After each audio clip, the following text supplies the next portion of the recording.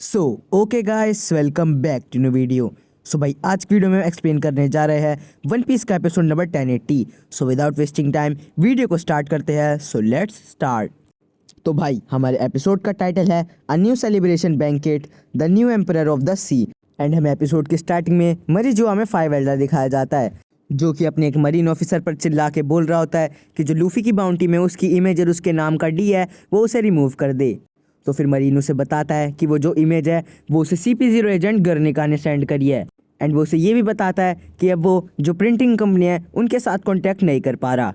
तो फिर उसे फाइव एल्डर बोलता है कि वो जो डिस्ट्रीब्यूशन है उस न्यूज़पेपर की वो तुम रोक दो। एंड तभी हमें मॉर्गन दिखाया जाता है, जो कि बोल रहा होता है कि इसको पूरी दुनिया में फैला दो। एंड बोल रहा होता है कि मैं इस इन्फॉर्मेशन को तुम्हें चेंज करने नहीं दूंगा। एंड वो ये भी बताता है कि जो CP0 के ट्रांसमिशन है वानो कंट्री में वो जब ही टूट गया था जब उन्होंने बिग मॉम पायरेट से एनकाउंटर करा था।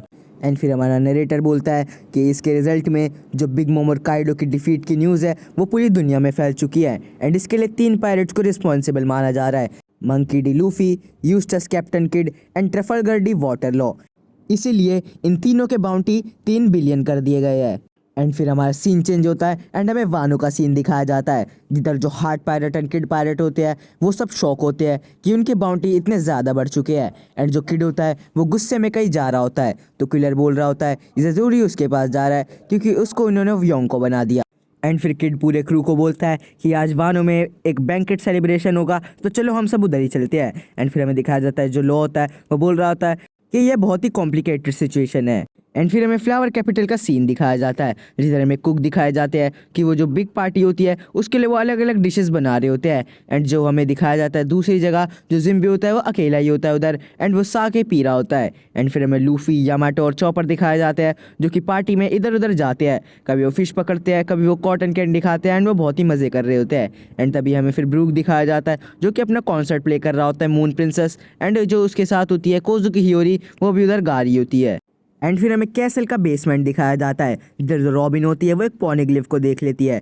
एंड वो उधर डॉल्स भी देख रही होती है। जब वो उन डॉल को देख रही होती है तभी उधर टेंगोयामा आ जाता है। एंड वो देखता है कि रॉबिन इधर उधर उसकी चीज़ें देखे जा रही है। एंड रॉबिन उससे पूछती है कि उसने इतनी सारी कुकेशी डॉल क्यों कलेक्ट कर रखी है बेसमेंट में। तो फिर वो उसे बताता है कि पहले ये उसकी हॉबी हुआ करती थी एंड वो इस चीज़ों में बहुत ही अच्छा था।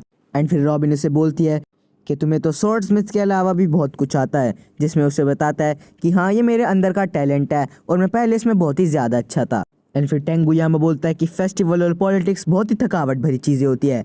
तभी रॉबिन उससे पूछती है कि तुम सच बताओ, तुम कौन हो। तो फिर टेंगुयामा बोलता है मैं। एंड फिर वो अपना मास्क निकालता है एंड वो उसे बताता है कि वो फॉर्मर शोगुन कोजुकी सोकियाकी है एंड वो कोजुकी ओडेन का फादर भी है। तो ये सुन के रॉबिन एकदम शॉक हो जाती है एंड उससे पूछती है कि मोमोनोसुके को पता है कि अभी तक वो जिंदा है। तो वो उसे बताता है कि मैं उसे बिल्कुल भी नहीं बताऊंगा एंड मेरे कोई प्लान भी नहीं है मेरे को बताने के, क्योंकि ये सब मेरा ही दोष है। मेरी वजह से ये कंट्री ओरोची के हाथ में आई थी। फिर भी सुकियाकी को ये लगता है जो उसके पहले सर्वेंट थे उनको पहले से ही पता है उसकी आइडेंटिटी के बारे में। एंड वो ये भी बताता है कि जब वो कंट्री से बाहर निकाल दिया गया था तब उसने ये सोचा था कि अब वो सुसाइड ही कर ले।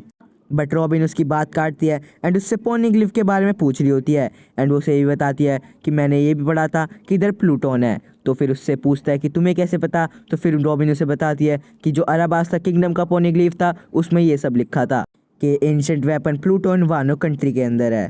एंड फिर रॉबिन उससे पूछती है कि क्या सच में प्लूटोन इधर है। तो फिर सुकियाकी उसे बोलता है कि हाँ, वो वानो के अंदर ही है। एंड फिर हमारा सीन चेंज होता है एंड हमें उडोन का सीन दिखाया जाता है, जिधर बहुत ही सारे ब्लास्ट हो रहे होते हैं। एंड हमें दिखाया जाता है जो उधर एडमिरल रोकुगी होता है वो फाइनली उधर पहुंच चुका होता है। एंड जितने भी इंजर्ड बीस्ट पायलट होते हैं वो सारे ही उडोन के अंदर होते हैं। एंड सभी एक नेवी एडमिरल को देखकर बहुत ही हैरान हो जाते हैं एंड बोलते हैं कि नेवी इधर क्या करने आई है। फिर वो उसे बताता है कि अगर तुम मेरे को वेलकम करने आए हो तो मेरे लिए तुम थोड़ी ड्रिंक्स वगैरह लेकर आओ, और अगर तुम मेरा रास्ता रोकना चाहते हो तो ये तुम्हारे लिए बहुत ही बुरा होगा।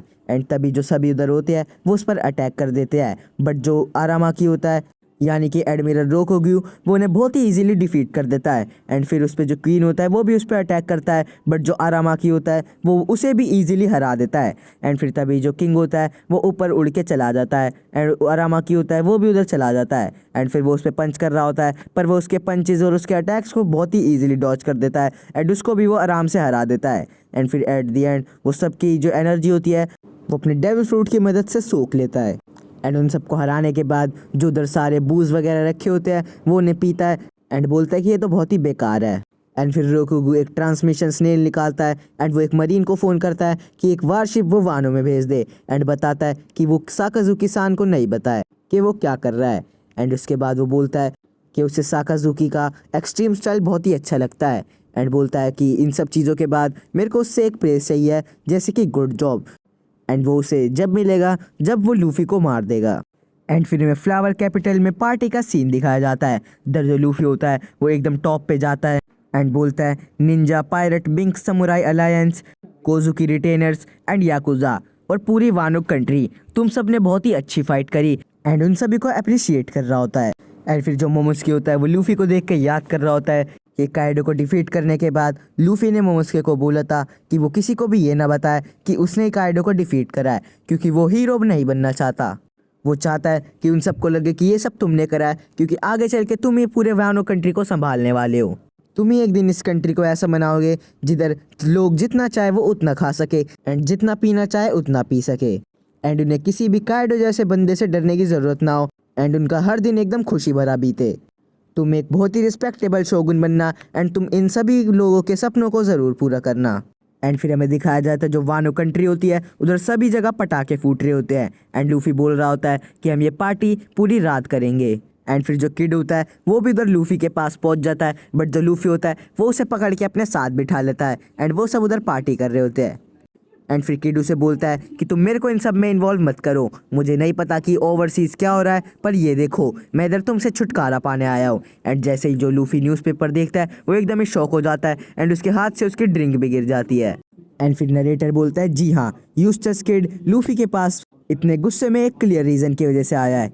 ये साइन है ओल्ड जनरेशन के एंड का एंड न्यू जनरेशन के बिगिनिंग का।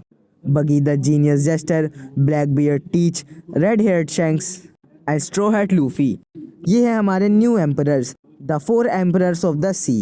एंड फिर हमें एडमिरल रोकुगु दिखा रहा होता है जो कि धीरे धीरे फ्लावर कैपिटल के पास आ रहा होता है, एंड वो जहाँ पे भी कदम रख रहा होता है उधर नए फूल पौधे उग रहे होते हैं। एंड वो बोलता है कि फेस्टिवल के म्यूज़िक की आवाज़ तो बहुत ही अच्छी है, लेकिन अभी नेवी का इन सब चीज़ों का मूड नहीं है। अब फाइनली बैंकेट ओवर हो चुका है, मैं तुम सबको एकदम सुखा दूंगा। बाहर का वर्ल्ड एकदम पूरा ही बिगड़ा हुआ है, तो बस तुम मेरी वेट करते रहो, मैं जल्दी तुम्हारा हेड लेने आ रहा हूँ। एंड फिर वो ज़ोर ज़ोर से हंसने लगता है, एंड हमारा एपिसोड यहीं पर एंड हो जाता है। सो भाई एपिसोड तो था हमारा एकदम ही अमेजिंग, एंड अगर आपको वीडियो अच्छी लगी हो तो भाई ज़रूर से लाइक कर देना, एंड अगर अभी तक आपकी किसी फ्रेंड ने एपिसोड नहीं देखा तो आप उसको भी ये वीडियो शेयर कर सकते हो। एंड आपको वीडियो कैसी लगी वो आप कमेंट करके ज़रूर बता देना। एंड अगर ऐसे ही आप रोज़ाना हमारी नई वीडियो देखना चाहते हो तो आप चैनल को सब्सक्राइब कर बेल आइकन पर भी दबा सकते हो। एंड नेक्स्ट वीडियो में जल्दी मिलेंगे, तब तक के लिए गुड बाय।